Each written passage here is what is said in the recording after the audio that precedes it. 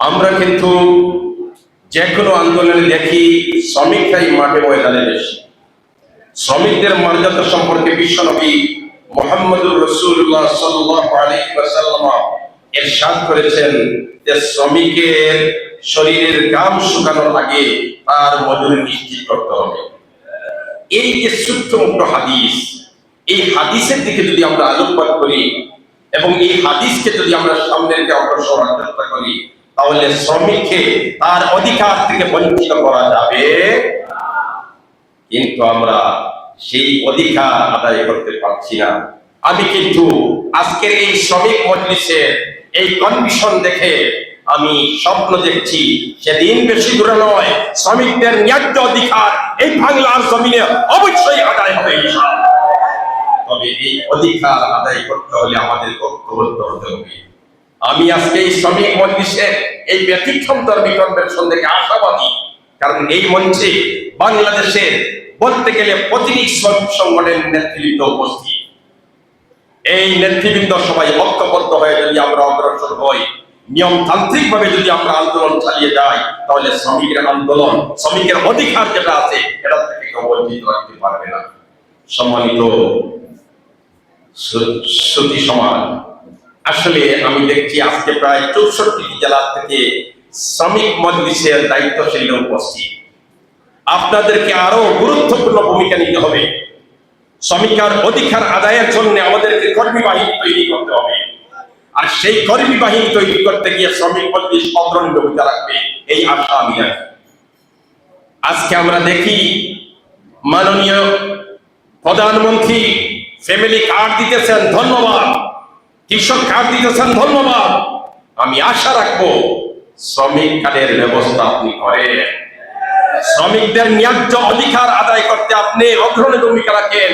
জনগণ আপনাকে ধন্যবাদ জানাবে, জনগণ আপনাকে মোবারকবাদ জানাবে।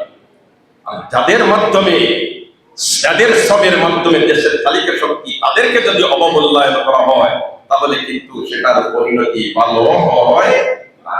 অতএব আসুন আমরা ঐক্যবদ্ধ হয়ে শ্রমিকদের অধিকার আদায় আন্দোলনে সক্রিয় হই এবং শ্রমিক মজলিসের প্রতিটি দায়িত্বশীল প্রতিটি কর্মীকে এ ব্যাপারে অগ্রণী ভূমিকা পালনের জন্য সচেষ্ট হয়। ধন্যবাদ সবাইকে। আসসালামু আলাইকুম। কনভেনশনে সুস্পষ্ট 7 দফা প্রস্তাব পেশ করেছি।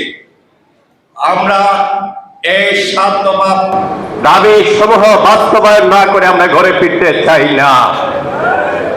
আমরা সিদ্ধান্ত নিয়েছি যারা আজকে রাষ্ট্র ক্ষমতায় আছেন, আমাদের মেহেদী ভাই বলেছেন বিগত 17 বছর আমরা একসাথে সংগ্রাম করেছিলাম।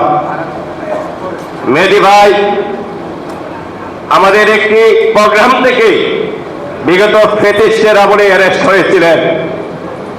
আজকে যেখানে 284 জন শ্রমিক জীবন দিয়ে জুলাই গণঅভ্যুত্থানের মধ্যে একটি গণতান্ত্রিক রাষ্ট্র ব্যবস্থার অগ্রযাত্রাকে শানিত করলো, ক্ষমতায় গিয়ে যদি সেই জুলাই যোদ্ধা এবং নিহত শহীদদেরকে যদি বলে দেওয়া যায়, তাহলে রাষ্ট্র চলতে পারে না, রাষ্ট্র কার্যকর থাকতে পারে না। প্রিয় ভাইরা, তাই শ্রমিক মজলিস আগামী 3 মাস পর্যন্ত আমাদের ধারাবাহিক কর্মসূচি চলবে। আমরা বিকেএমই, বিজেএমই, এফবিসিআই সহ বাংলাদেশের যত শিল্প প্রতিষ্ঠানের মালিক পক্ষ রয়েছেন, মালিক পক্ষ, শ্রমিক নেতৃবৃন্দ, শ্রমিক পক্ষ এবং বিশেষ করে বিভিন্ন কলকারখানায় আগামী সেপ্টেম্বর মাস পর্যন্ত আমরা গণসংযোগ করব। ডিসি বরাবরে, প্রধানমন্ত্রীর বরাবরে এই 7 দফা বাস্তবায়নের জন্য জেলা প্রশাসকের মাধ্যমে আমাদের প্রতিটি ইউনিট আগামী 3 মাসের ভিতরে স্মারকলিপির মধ্য দিয়ে বাংলাদেশে আগামী দিনের রাজপথের সংগ্রামে শ্রমিকদের অধিকার নিশ্চিত করার জন্য শ্রমিক মজলিস ইনশাআল্লাহ আগামী দিনে রাজপথে থাকবে এবং দাবি বাস্তবায়ন করবে। তাই আবারও সবাইকে ধন্যবাদ জানাচ্ছি।